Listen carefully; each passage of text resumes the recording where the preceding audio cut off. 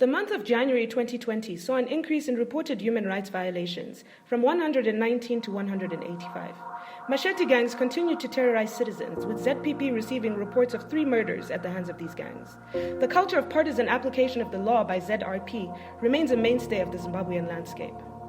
Cases of harassment, intimidation, and assault related to the distribution of food and other aid were prominent.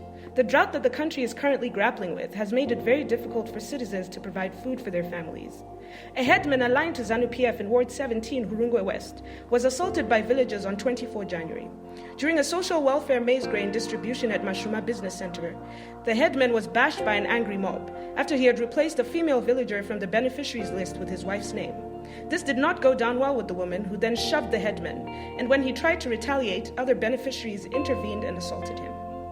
Access to the right to education remained a challenge for some children, as they were turned away from school following failure by their parents and guardians to pay school fees and levies set up by schools. When schools opened on 14 January at Sumbe Secondary in Gokwe, pupils who did not have proof of payment or the money to pay on the day were not allowed to attend classes by school authorities. Students were also expected to have new books, and failure to purchase these books meant that they could not get into class. ZPP notes with concern the continued perpetration of violence by the artisanal mining terror gangs. Although the police have managed to arrest some of the gangs, including an 8-member gang popularly known in Kwekwe as the Maketo Brothers, there is need to increase their efforts so as to ensure that these gangs are dealt with. The gangs have begun to move into non-mining areas, including urban areas, and on 16 January, assailants armed with machetes and guns invaded a home in Emerald Hill in Harare, where they robbed the victim of $11,500.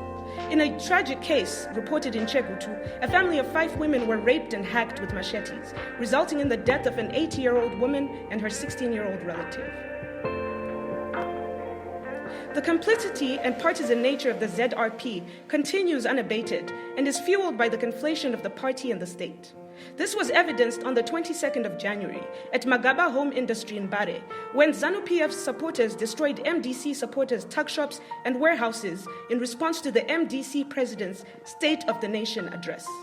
Shockingly, the police arrested the victim, who had approached them to report the attack and property destruction.